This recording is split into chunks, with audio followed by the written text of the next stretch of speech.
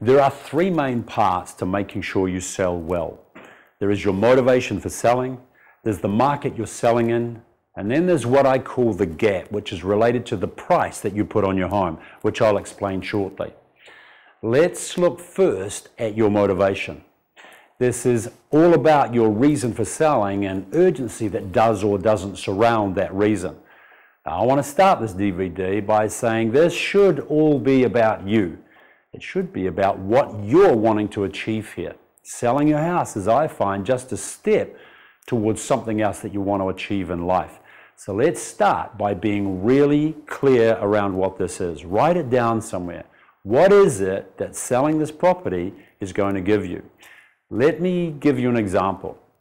This job transfer means we just have to sell so we can move to Sydney, or we don't want to give it away, but we need to sell it because we're separating.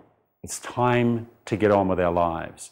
We only get half each, but we really do need to sell the home. We just want to go in different directions.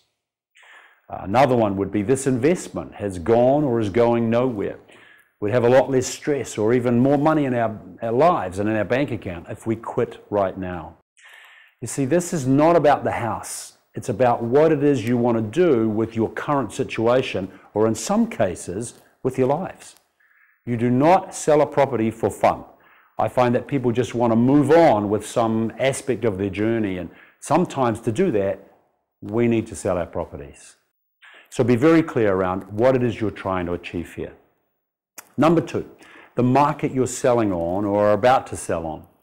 I think there are three types of markets that we move in that I talk about. Can I firstly say there is nothing magical about the real estate market. It is the same as any other. It goes up and it goes down, and sometimes it stays pretty static for long periods of time. It responds to supply and demand just like all markets do. So let's look at these three markets. One is a seller's market. Now, in this market, we know now that there's not as many listings around. Supply is down because they are selling faster. The average time on the market, which is crucial as we plan our sale, is shorter. My experience here that it's around 21 to 30 days on average, and that's quite fast. The seller has control in this market. Turn down an offer today because of the demand out there, chances are there'll be another one right along. The volume of sales in this market is high. More sales, more buyers in the marketplace means it is easier for those who want to move up or down or transfer. Success rate of auctions under the hammer, and I say under the hammer because there are three parts to the modern auction. You can watch those on my auction DVD, is normally high. You can get up around 95% here. Now, the second market is a buyer's market. Pretty well the opposite, obviously. More listings on the market. Why? Because the volume of sales is down. There is less demand for homes and they sit on the market for much longer, months and months in some cases. The average time on the market blows out in this particular market, from 20 to as high as 120 days on average. The balanced market is the third market we need to touch on. Well, it's quite obvious. Enough buyers, enough homes coming on the market, and it all just evens out. The house itself here can be a catalyst for more or less demand. Really cool house may get more demand, so on. So the second exercise is to work out which market you're in. The newspapers and websites can help you here. Your agent can help you here. Different markets can mean very different decision making. For example, getting an offer on day one of a raging seller's market is a totally different deal than getting an offer on day one of a raging buyer's market, where it may be the best offer you ever get. How does the market you are in fit with your objectives so far? Now, the third main point to selling well is the gap or the price you put on your property.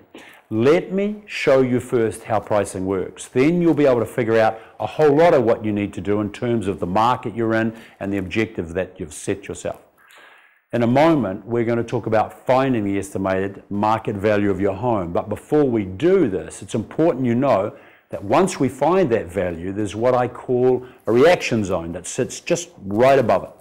This reaction zone is normally, and I mean in any of the dozens of cities that I've worked in around the world, no more than 5%, and in a lot of cases closer to 3% above that estimated market value, as we call it. Now, how do we know this?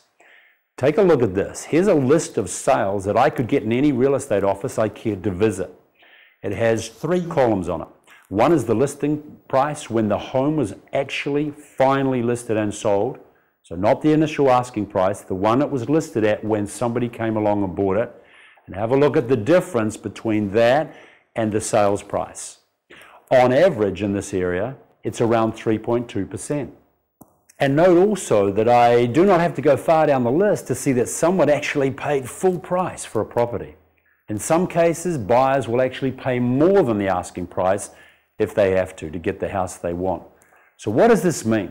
You don't have to be Einstein to work out that there's a strong relationship between the market value and getting a reaction, getting the offers, and eventually getting your home sold.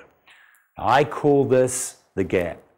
What happens here is this takes us further and further away from the reaction zone we know that's operating here. If you take us too far up this price column, then what kicks in is time. You will find that, nice house or not, even with all those wonderful alterations you made, simply nothing happens. You see sold signs going on all around you, or the agent you're dealing with seems to be selling other people's houses, but yours just sits. Can I say you may even get tens of people through your open days, and everything seems to be happening, but no one makes the offer.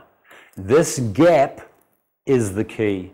This is what you have to pay attention to most of all, and no one seems to talk about it. We know that buyers surf the net and the paper looking for new listings. If you're too high, the fact is they simply cross it off or go look at it because it suits them but don't do anything. They vote with their feet and they walk away. Now when they do that, it's very hard to get them back because of the thing called time. It kicks in, and no one wants a house nobody else wants. So you miss what I call the initial marketing period. It's pretty obvious. 1, that the buyers who are waiting all go for a new listing. And 2, the agents go back to the office and get the absolute best buyer they have right now. And even worse, they get all of the buyers they have right now and bring them through. In most cases, the best and the most buyers are through your home in the first few days. If you're too high, you miss it. Be clear here. Buyers become experts in an area. They respond to your asking price in 2 ways. If it's close enough to the market value, they'll engage. If it's not, they walk. They don't just make offers regardless of the asking price. That list of sold houses shows us that. They respond to market value, and when they see it, they pay it, even to the point of paying more in some cases. The market just doesn't care about your emotions. I'm sorry, they don't care about your divorce or the fact that you want to build a big, new, beautiful house. They simply compare yours with others and work out the value. What they do from there, I hope, is clear now. Now let's look at how the market values your home. It's done by comparison. If the house that sold last week had 2 garages and yours is the same but only has 1 garage, we deduct for that. If your house is the same but has great views of the ocean, then we add something on for that. You must be aware here of adding on for invisible costs. 2 identical houses are built on the same size lot, but one is built close to the street and the utilities cost $5,000 to get into the house. The other is built at the back of the lot and costs $12,000 to get the utilities to. You would not pay any extra for that house just for that reason. Some things just can't be added on to the price you see. Cost does not equal value in all cases. It is the same with money spent on a home. You did it for one of 2 main reasons. The first is for enjoyment. The kitchen was adequate, but you didn't like it, so you replaced it to enjoy a brand new kitchen to work in. Again, it will come down to comparison. I will not pay you the whole amount of your kitchen. I may choose yours over another to make an offer on, so you may sell quicker, but we can't just add up all of the invoices and add that on to the price of your home. The second reason you do alterations is for maintenance. Same deal. One roof is brand new. The other is adequate for the time being. I will choose your home so it may sell quicker. and I may give you something towards the cost of the roof, but you will not get all that you spent. So what we need to do is to get comparisons. So let's look at a checklist to get this right, to get you sold well. Number one is decide and be clear about the objective here. Isolate the emotions that might be getting in the way. Number two is make inquiries and work out what sort of market you are in. Number three, my belief is we should actually choose an agent. You got it. That's another DVD. But choose your agent first and then do the work on the price. Number four is figure out the estimated market value using the comparisons in the area and adjust as you go. Number five is pay attention to the gap between your asking price and that estimated market value. Keep it as close as you can, taking into account the market that you're in. Number six, remember having time has nothing to do with this. If you're not ready to sell, then wait and come on when you are. Number seven is don't just hand this over. Do not just ask your agent for a price.